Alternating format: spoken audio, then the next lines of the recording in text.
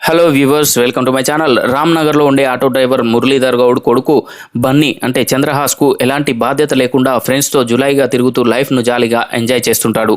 జీవితంలో ఎవరైనా అమ్మాయిపై ఒకేసారి ప్రేమ పుడుతుంది అనే పాయింట్కు వ్యతిరేక అయిన ఈయన కనిపించిన ప్రతి అమ్మాయిపై మనసు పారేసుకుంటుంటాడు. అయితే తనను ప్రేమించే శైలు అంటే విస్మయశ్రీని పట్టించుకోడు కానీ దీపు అంటే రిచా జోషిని ప్రేమిస్తాడు. ఆ తర్వాత నైనాను అంటే అంబికావాణిని కూడా అమితంగా ఇష్టపడితే ఆమె వేరే వ్యక్తి రిలేషన్ పెట్టుకొని బన్నీకి హ్యాండ్ ఇస్తుంది. ఆ క్రమంలో తార అంటే రితుమంత్ర అనే వివాహితతో దగ్గరవుతాడు. ఇక తనను ప్రేమించే శైలును పట్టించుకోకుండా ఇతరులపై బన్నీ ఎందుకు దృష్టి పెట్టాడు? దీపును ప్రేమించి ఆ తర్వాత నైనాపై ఎందుకు మోజు పెంచుకున్నాడు? తన చెల్లెలి పెళ్లి కోసం దాచిన 6 లక్షలను ఇంట్లో నుంచి ఎందుకు దొంగిలించాడు? 6 లక్షలను ఖర్చు చేసిన తర్వాత నైనా ఎలా హ్యాండ్ ఇచ్చింది? తారా ఆంటీతో రిలేషన్షిప్ ఎలాంటి పరిస్థితులకు దారితీసింది? అప్పటికే ఎంగేజ్మెంట్ అయిన శైలుకు తన మీద ప్రేమ ఉందని తెలిసిన బన్నీ ఏం చేశాడు?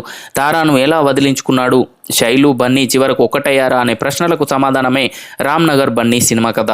వెలిగొండ శ్రీనివాస్ రాసుకున్న కథలో ఎక్కడా కొత్తదనం కనిపించదు. పవన్ కళ్యాణ్ తమ్ముడు ఇతర లవ్ స్టోరీలను పోలిన అంశాలు ఎక్కువగా కనిపిస్తాయి. కానీ స్టోరీలో కొత్తదనం లేకపోయినా ప్రతి సన్నివేశాన్ని చంద్రహాస్ తనదైన రీతిలో ఎలివేట్ చేయడంలో సక్సెస్ అయ్యాడు. చంద్రహాస్ను చూస్తే తొలి చిత్ర హీరోగా ఎక్కడ అనిపించడు. మంచి ఈజ్తో ఫైట్స్, డ్యాన్సులు మాత్రమే కాకుండా డైలాగ్ డెలివరీతోనూ ఆకట్టుకున్నాడు. దాంతో వెలిగొండ శ్రీనివాస్ అలియాస్ శ్రీనివాస్ మహత్ రాసుకున్న కథకు పూర్తిగా న్యాయం చేశాడు. ఇక సినిమా రిలీజ్కు ముందే యాటిట్యూడ్ స్టార్ అని పేరు తెచ్చుకున్న చంద్రహాస్ తన పాత్రకు తగినట్టు యాటిట్యూడ్, బాడీ లాంగ్వేజ్ను చక్కగా చూపించి ఆకట్టుకున్నాడు. ఇక శైలుగా విస్మయశ్రీ, దీపుగా రిచా జోషి, నైనాగా అంబికావాణి, తారగా రితు తమ పాత్రలకు న్యాయం చేసే ప్రయత్నం చేశారు. మురళీధర్ గౌడ్ మధ్యతరగతి తండ్రిగా తన మార్కు చూపించారు. సలీం ఫేకు ఉన్నంతసేపు ఫన్ క్రియేట్ చేశాడు. ఈ సినిమాకు అష్కర్ అలీ సినిమాటోగ్రఫీ అదనపు ఆకర్షణ.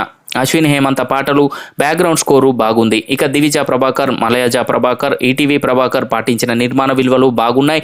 కొన్ని సీన్లు అవసరం లేకున్నా లెంతిగా ఉన్నాయి. వాటి నిడివి తగ్గించుకొని ఉంటే ఈ సినిమాలో స్పీడ్ కనిపించేది అనిపిస్తుంది. ఇక రామ్నగర్ బన్నీ సినిమా విషయానికి వస్తే రెగ్యులర్ యూత్ఫుల్ ఎంటర్టైనర్. ఓ కొత్త హీరోకు తనకు తాను నిరూపించుకోవడానికి ఏవైతే అంశాలు కావాలో అలాంటి ఎలిమెంట్స్తో చక్కగా రూపొందించారు.